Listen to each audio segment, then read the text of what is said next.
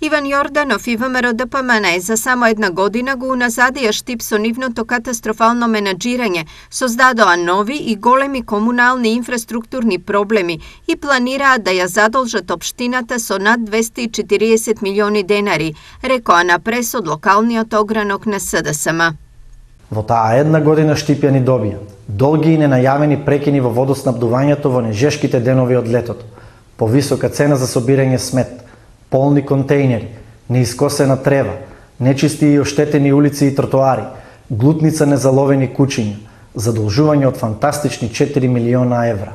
Пред избори се ветуваше детски градинки, подземни контејнери, нов стационар за кучиња, катни гаражи, градски парк со езера кај Мирјанина црква. Денес нема апсолутно ништо од неговите ветувања.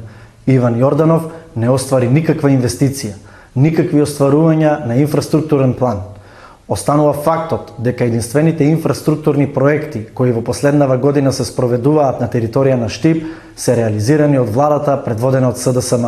За разлика од претходно, сега во Штип се работи посветено и одговорно со визија за тоа каде и на кој начин треба да се развива општината, реплицираше градоначалникот Јорданов.